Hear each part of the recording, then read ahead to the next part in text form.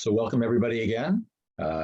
We're November the 4th, 2021, and considering elements of Parashat Toldot, or not necessarily Parashat Toldot. So the question I've asked those who are in attendance is to think first of a hero or role model living today that they consider a hero or role model, but not a member of family. And the second question was to consider, think of somebody they would refer to as a hero or role model from ancient times, a literary figure, or a mythological figure. And there's great deliberation going on.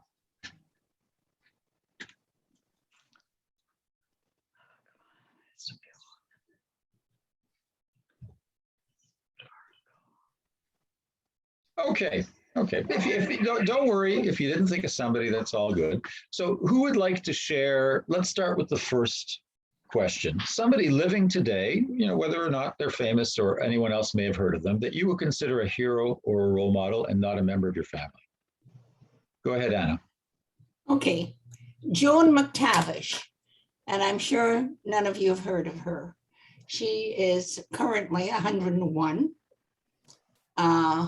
Many years ago, she was asked if she could help a deafblind lady, Mae Brown. Mae Brown was deaf and blind, and Mae Brown wanted to go to university and get an education there. And so Joan learned how to speak to the deaf with the hands. And she called herself an intervener. And she went to, Joan herself was a university graduate. So she went to university with Mae, and she sat through every class and she took notes, and she would tell Mae what was happening, what the lecture was about, all on her hands. And eventually, after several years, Mae graduated. Unfortunately, Mae developed a brain tumor and she eventually died. But Joan was so enthralled, and she had so much power from this experience that she approached the Canadian National CNIB, and she set up a department for the deafblind and started to teach other people how to communicate. And so from that small beginning, there is a whole thing now at George Brown. There's a whole course on teaching people to be interveners to the deafblind. There is a residence for 16 people who are deafblind and who have interveners who help them during the day. These people all live independently in their apartments. There is the Canadian Helen Keller Center, and which teaches other deafblind people. They come for courses and how to cook, how to look after yourself, even though you're deafblind, etc. So from this one person, Joan McTavish, all this came in the intervener years. So nobody's heard about her, but to me, she is a real hero, a real role model. So okay. Thank you. So I think it's probably clear from your description why you admire Joan, and now you've got 4 other admirers to add to that list. So that's thank you, Anna. Fantastic. Anyone else? Oh, sorry. I had lunch a couple of weeks ago. I will send you a picture of her. Okay. Thank you. That's great. Okay. Anyone else? Anna, I just wanted to comment, it's so interesting that you chose her, because when I was young, I was always in admiration of Annie Sullivan, who did the story about Helen Keller. And when I found out about Helen Keller, I was absolutely amazed at what the human spirit could do. So thank you for sharing that. Yeah. Anyone else like to share who they've considered a hero or role model living today, or at least recently? All right, I'll give it a try. This one's interesting.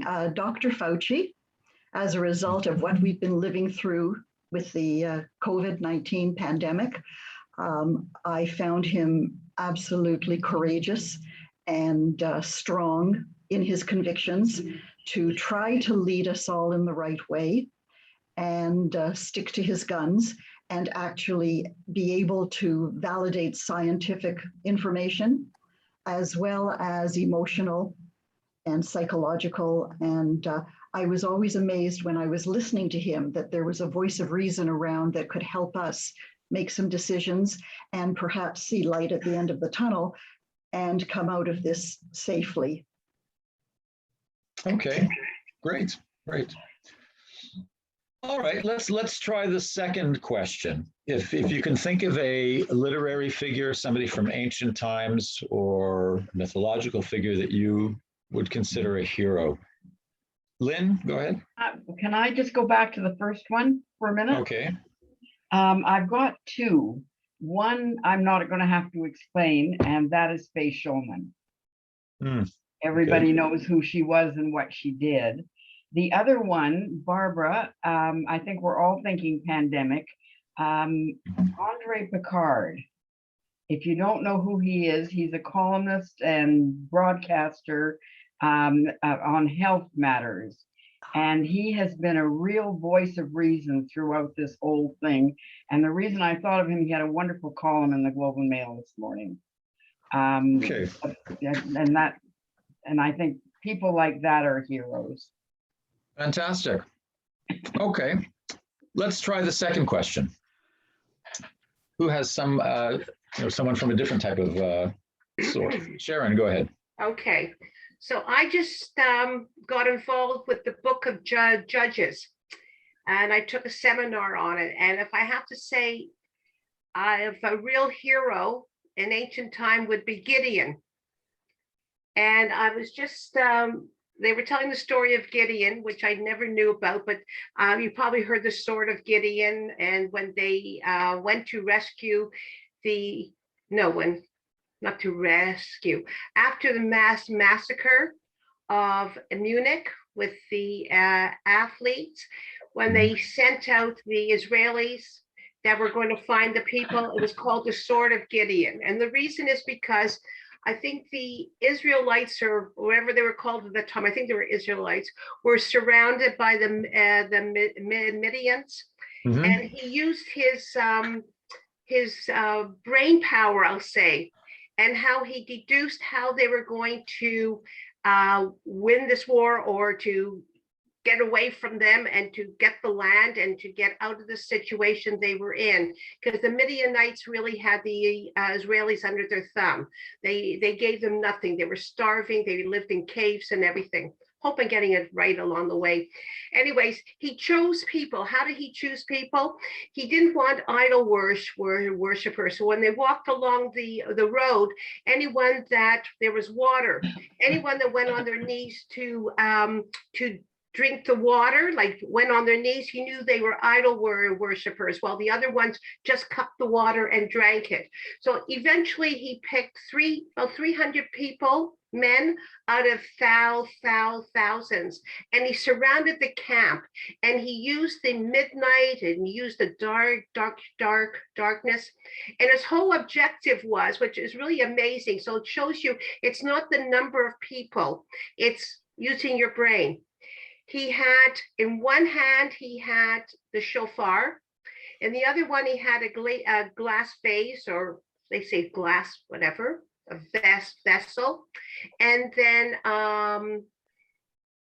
something of fire, probably a rod of fire or something, like a torch of fire. And they surrounded the camp. And he said, just follow what I do, you do. Very simple, keep it simple and everything else. And basically what he did was he blew the shofar. He then said, this is the sword of God, or sort of Gideon. I'm not sure exactly what the order or whatever it is. They threw the glass down, and then he threw down the torch. The people in the camps were like crazy. And he also used surprise. So they were changing guards. So just sort of in between the changing guards and nobody was settled in. That's when he did it. The Midianites were like, they ran away, they fled, and he freed the Israelites. Am I close to that, Michael? Yeah, no, that's got enough of the elements But to me, that is a hero. it. I think anyone that saves somebody's life, that thought of not themselves but helping others, like Barbara said, Dr. Fauci, I agree with you. For him to come up against, and nothing politics, but when Trump would be drinking Javix just about, and he was standing there, I thought, yeah. So that's what's mine. Okay. Presently, it's Gideon. Great. Yay, Gideon. Okay, maybe we'll take just one more from the past or from literature that somebody admires. Barbara, go ahead. I was initially going to say David with his slingshot against Goliath, but I kept thinking, and as I had a chance to reflect while you were speaking, Sharon, I thought, when you talk about role models, I think I have to go back to not one, not two, not three, not four, but five. The 5 daughters of Zelophehad, yeah. Is that the correct pronunciation? Where they actually were after justice and fairness, yeah. And stood up with the conviction, but in a proper way, in a good way, and were able to convince correctly that they were due some kind of an inheritance because there was nobody else, and their father's name and their name would be totally lost. And I thought to myself, that really resonates with today. Mm-hmm. Okay. Fantastic. Okay, well, we're going to cut it out. That's some great input in terms to getting an understanding of what are the criteria that you would use in determining who might be a hero. Those who help others, those who go to great lengths in order to rescue, those who you would say are straight shooters for the most part. Okay, so when we look at this week's Parashah, we come across a figure that probably doesn't exactly meet the criteria that you've stated, whether for somebody alive or recently living or somebody from the past, biblical, mythological, or whatever. You look at somebody like Jacob, and when you consider his life, probably doesn't fit in a whole lot with some of the things that any of you have mentioned with regards to those you might consider a hero or a role model. From the beginning, Jacob is somebody who is far from a straight shooter. Somebody who uses, the common term we use for it is deceit in order to achieve his goals. And when I think of heroes from Greek mythology, for example, the two that immediately come to mind, and there are many others, or a few, you think of Heracles or Hercules in the Latin, Achilles, and somebody like Odysseus. And when I think of those 3 heroes, my admiration is much more for Odysseus, because Odysseus is, rather than somebody who depended on brute force, brute strength, overwhelming power to get the better of his foe, Odysseus is always considered, the adjective that comes with him is wily Odysseus. Wily, meaning somebody who uses cunning brains, as Sharon referred to with regards to Gideon. Somebody who, because of some kind of inferior situation, needs to depend on other means in order to promote his or her cause. Odysseus is one of those. He's a well-respected leader in ancient Greece, but he uses trickery, he uses deceit, he uses cunning, he uses thought in order to overcome his foes for the most part. When we look at Jacob, Jacob kind of fits that description. If you think about it, and I'll say this now, and we'll come back to this a little bit later, Jacob is greatly admired in the Torah, gets God's blessings umpteen times, despite all these, what we might consider initially at least, problematic approaches to situations. Jacob cheats his brother. He takes advantage of his brother. The beginning of the Parsha starts out with his poor brother, whom we often refer to possibly unfairly as a brute, the strong guy who goes out and hunts, doesn't seem to have much intelligence. That's just often the way we see Esav, and as I say, perhaps unfairly. But he takes advantage of it. Esav comes in from the field, he's starving, he says, I'm going to die if I don't get something to eat. And then Jacob, a skilled cook, obviously, prepares a lentil soup and gives that in trade for the birthright. Now, you may say, well, it's not deceit. He's a good negotiator. He's taking advantage of a situation. He realizes when the price perhaps is low, he buys in and makes that investment in the birthright. And you may say he's just somebody who sees a good situation and knows how to take advantage of it. But at the same time, he is taking advantage of his own brother. Why would he want to cheat him of the birthright? Esav is the elder who, according to ancient tradition and many civilizations maintain that today, the eldest receives more of a blessing, more of an inheritance, more status. And why should he try to take advantage of that and take that from his brother? And of course, it's not the only time. We look through Jacob's life and he uses deceit later on in the Parsha, near the end of the Parsha, you're familiar with, when Isaac, with poor eyesight, wants to bless his children before he passes. And of course, you're familiar with the story. Jacob, together with the encouragement and cunning of his mother, Rivka, dresses up to fool Isaac. The Midrashim say Isaac probably well knew who it was, but because we know that Rivka favored Jacob, and perhaps, although Isaac favored Esav because of kitzayid b'fiv, because he provided him with a meat meal, lentil soup was nothing that satisfied Isaac, obviously. He was a carnivore, pure and simple. But perhaps he realized that Jacob might make the better leader. And why would Jacob make the better leader? Why would we see Jacob as somebody who should undermine his brother's position and take over the leadership? First of all, in the blessing at the beginning of the Parsha, when the two twins are struggling within Rivka's womb, what does it say? The younger one. Yavod Sa'ir. The older one will labor for the younger, or will serve the younger. So already, who's the younger? Jacob by how many seconds, how many minutes does he come out after Esav?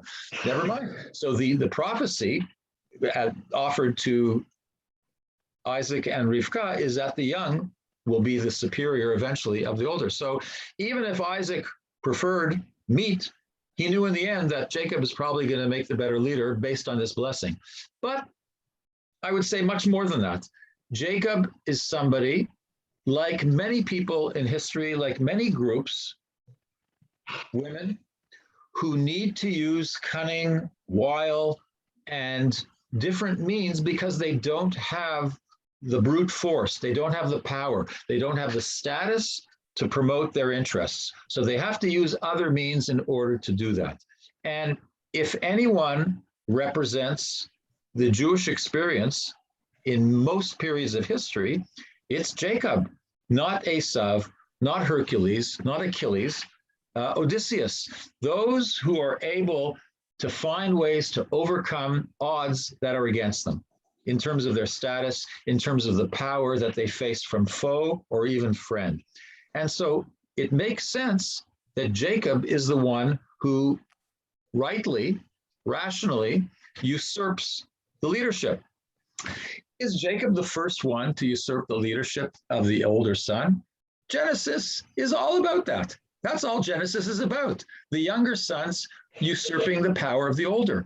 Why would that be such a common theme and such a well-respected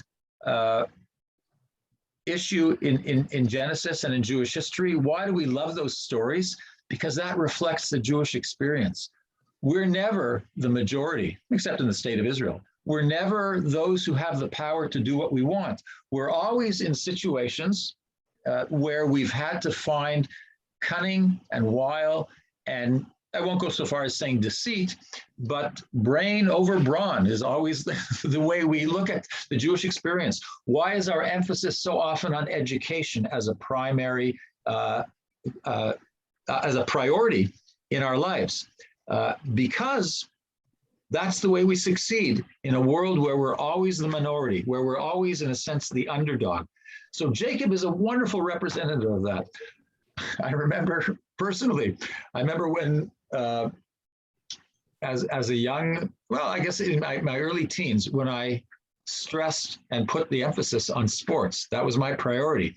And I remember, and I won't hesitate to use the word disdain, that my mother viewed that choice of activities, that prioritization, rather than continuing with immersion in music, reading, and other activities. She maybe never said it in so many words, but there was a certain disappointment that sports was such a priority. Why this brawn approach over brain? That's what Jews do well. That's what we need to do well. We don't need successful Jewish athletes, at least in her opinion. And that's why we always joke about that. Can you name the famous successful Jewish athletes on your fingers? Of course, that's not true today, because there are many talented. As a matter of fact, in the World Series game recently, they said there were 3 Jewish baseball players for the first time ever in a World Series game playing. So it's not quite as true as it was in the past. But Jacob represents this underdog approach, this need to develop other methods in order to succeed and do well against your friends, against your neighbors. Throughout Genesis, Abraham, Isaac, and Jacob are a small family, a small clan, wherever they are, whether in Canaan or in Egypt or wherever. And they always have to take into account, how am I going to succeed? What does Jacob say later? A horrible situation. You remember we're going to be reading about that in a couple of weeks, the story of Dinah and Shechem, the rape of Dinah and the vengeance, the vigilantism that his brothers, Shimon and Levi, take out on Shechem and his family there.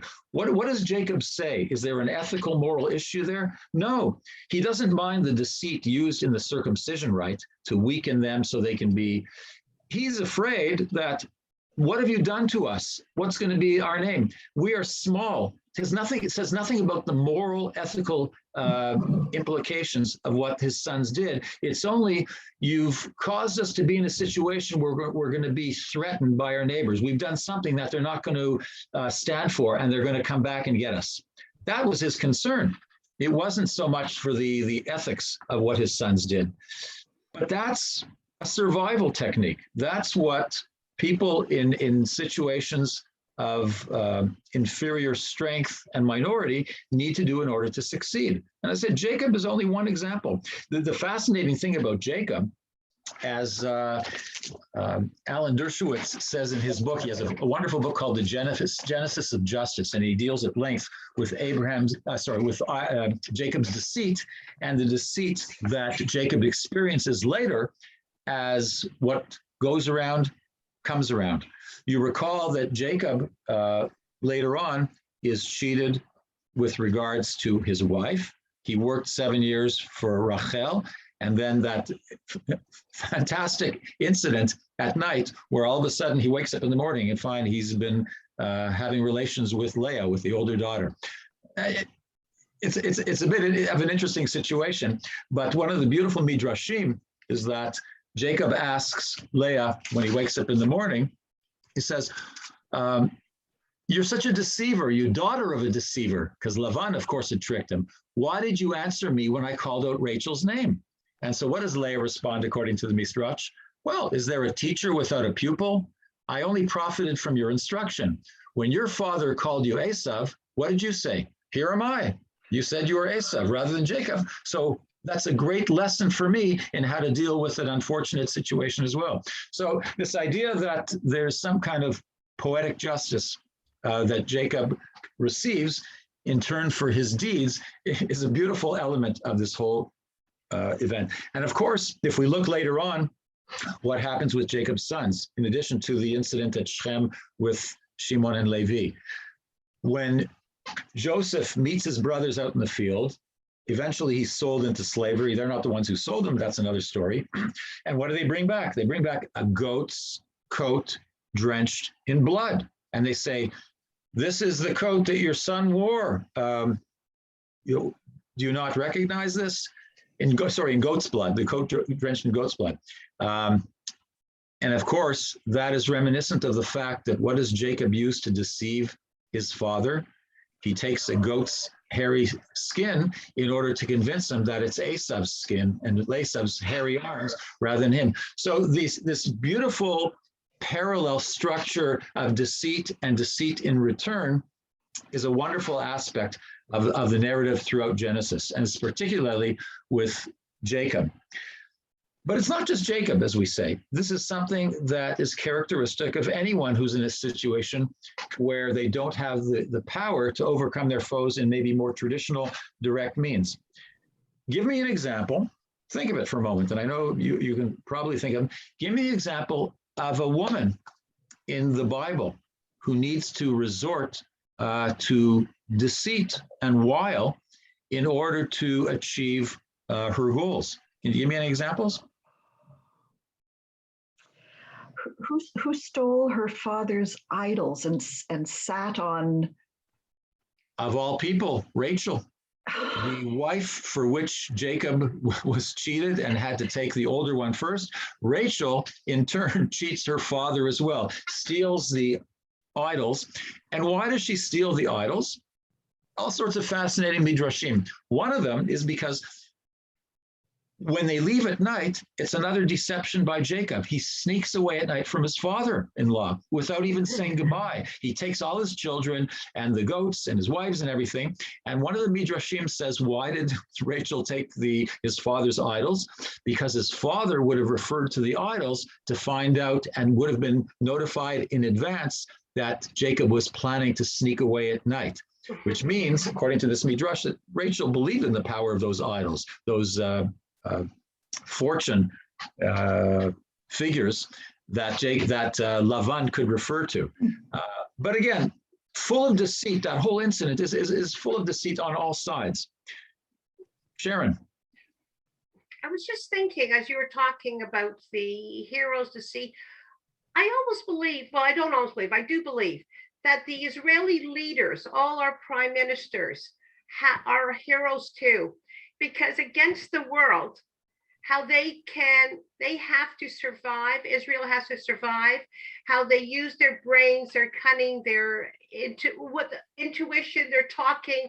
I mean, Netanyahu can convince, even the devil probably he needed a heater or something. I mean, the man himself will put him aside, but as far as on the world stage, I mean, Golda Meir, look at her talking about a woman. So we have a lot of them out there, it's. Okay, so there are many figures in Israeli history that have had to use all sorts of means and cunning in order to achieve, sometimes not to the best of effect and sometimes not with the best of intents behind those. But I'd agree with you. Let's just go back to Genesis to talk about not so much the cunning element, but the deceit element. Adam and Eve. Well, Adam and Eve, I don't see deceit there, although there's an avoidance of responsibility. There's simply not taking ownership of your deeds. I think that's a little bit different. But what's something we read a couple of weeks ago? What about Lot's daughters? What do they do to their father? They get him drunk so they can have relations with him in order to, you might say that the intent is something that's worthwhile in order to preserve the human race because they feel they're the last ones left after the violent destruction of Sodom and Amorah. But they use deceit. They get their father drunk in order to achieve their goal. They don't try a straight shooting approach and try to convince their father this is the right thing to do. They probably know that that's not going to work. I don't think the father would probably not be willing necessarily on his own initiative or on a rational basis to sleep with the daughters. We don't know. But the fact is they feel they need to use deceit in order to achieve their means because they don't have a lot of power as women. Who else? Tamar, another great example. Tamar, again, the idea of dressing up as somebody else in order to fool. She dresses up as a prostitute in order to entice Judah, her father-in-law, to sleep with her so she'll have a child. So that's the only way for her to preserve some kind of status because her husbands have died and she hasn't been given as a wife to the last remaining son of Judah. So in order to preserve her interests, she needs to resort to deceit because she doesn't have the power to do it in other means. Leah, of course, is part of that deceit, sleeping with Jacob. It's not that she didn't agree to it. She knew that by going in there into the tent, into Jacob's tent, and sleeping with him overnight, that was not something she should be doing. She knew she was cheating her sister or something. So she's part of that deceit, however we want to view Leah. Rachel, we talked about the Trophim. And anyone else? That's plenty. But this is a theme. You know, we often talk about Jacob as being wily and cunning and deceitful, but that is a reality of the history of the narrative in Genesis. And why is that such? You might say anachronistically, because that represents the Jewish experience throughout history. But as modern as we like to say the editing of the Torah is, it's not something that took place in recent Jewish history. That's something that was written centuries and centuries ago. But because the Israelites, whether as tribes surrounded by others in Canaan or a people enslaved in Egypt, they were always subject to the whim of their oppressors, of their neighbors, because they were never the majority, they're never the most powerful, until, of course, perhaps later on in the time of Saul, King David, and Solomon, etc. But even then, they were not the most powerful in the neighborhood. There were always nations around them that were more powerful, to whom they needed to, with whom they needed to find a way to coexist or be respectfully and in a dignified way subservient to those. So that's certainly the experience. Alan Dershowitz has an additional take on that. How does he describe the world of Genesis? I'll just read something to you from his book.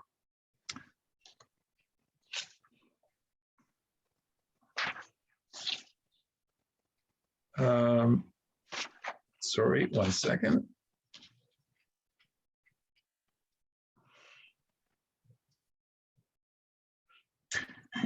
The entire book of Genesis is about the early development of justice in human society. Jacob is born into a world with few rules and many inconsistent precedents regarding deception. His father and grandfather, Isaac and Abraham, pretended their wives were their sisters in order to save their own lives. Moreover, his God is inconsistent with carrying out threats and promises. The result is a violent and lawless world. So this idea that the world of Genesis was not a place where there was recourse to injunctions, to legal process, to punishment in terms of penal situations where you would be placed in jail. That didn't exist. So how do you survive in a world either with strength and violence or with cunning? And the situation that our matriarchs and patriarchs find themselves in is one where they do not have the former. They need to rely on the latter, the wild and cunning and occasional, or I should say often frequent, method of deceit. That's their way to survive. That's their way to succeed. That's the only way they're going to become something more than just a family, a clan, or a tribe that merely survives in a unfavorable surrounding. So it's not surprising that perhaps we joke, we don't often take seriously Jacob's deeds, but Jacob was the one to become a leader. Esau didn't have the stuff to do it. He would survive on his own for a certain period of time. And we read about his progeny right at the end of last week's Parashah. But he's not somebody who's going to become a leader of any great nation, because in order to do that, you need to have more than just brawn. You need to be able to use more means other than trying to overpower. And if you look at the most powerful empires, and this has been said many times, they're not around anymore. Rome's not around. Greece is not around. The Crusaders are not around. Nazi Germany and Stalinist Russia are not around, because their method was to impose their way of life on everyone else. And eventually that doesn't work. As successful as it may be for lengthy periods of times, it's not something that is eventually sustainable. What seems to be sustainable is when you use other means, more successful and often deceitful, in order to promote what is at the bottom, a series of values that are worthwhile and sustainable. So you might say, well, what are Jacob's values? Interestingly, Alan Dershowitz says that while he was forced to deal with humans in his relations in a deceitful and cunning way, with God, he was always a straight shooter.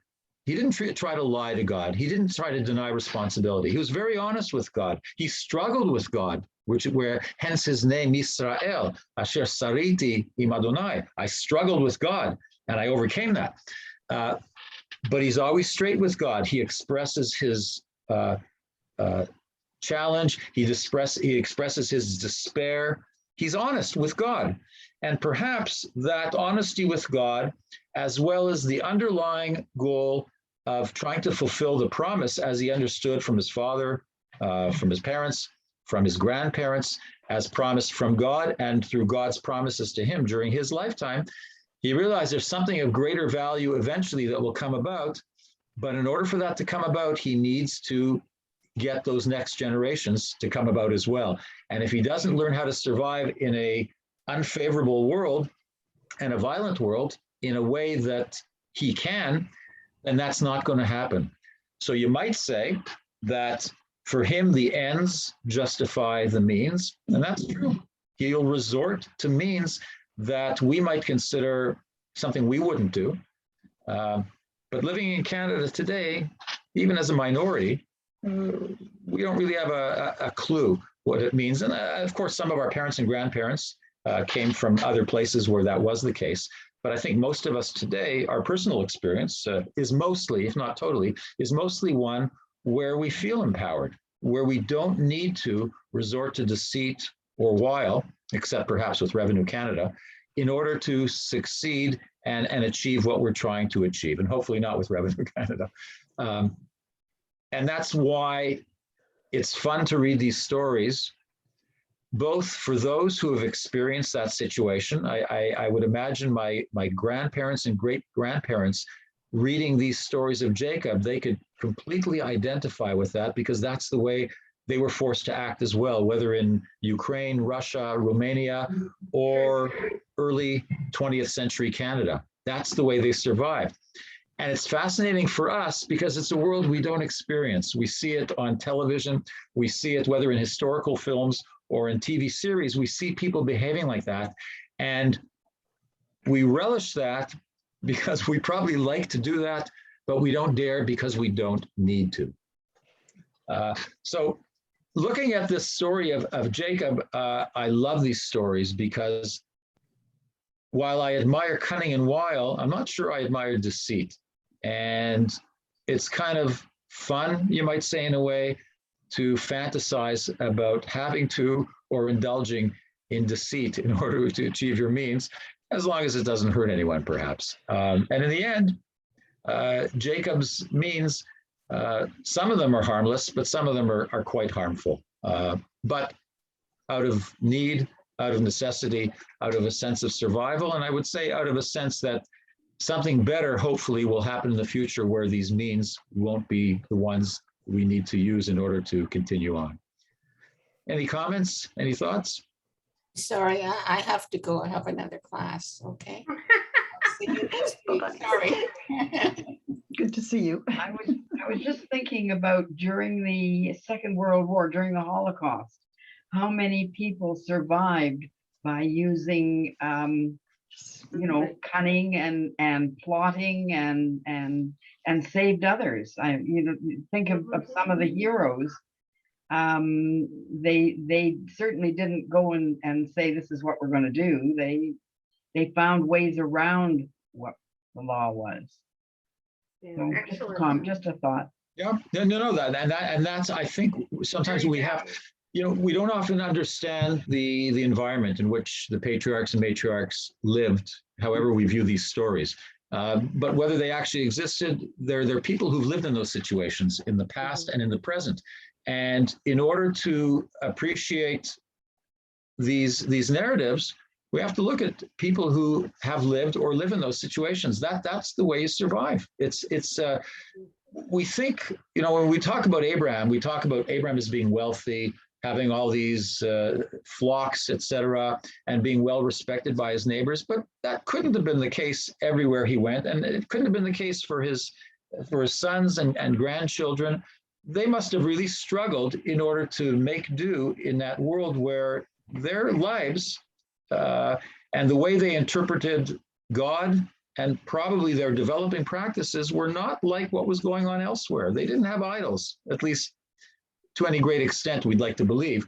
So those differences would have placed them in probably a vulnerable situation in terms of how their neighbors viewed them. And as you said very astutely, Lynn, people who are in those situations, whether as harsh as the Shoah or in perhaps less harsh situations in Genesis, they need to resort to those means. And that's a reality.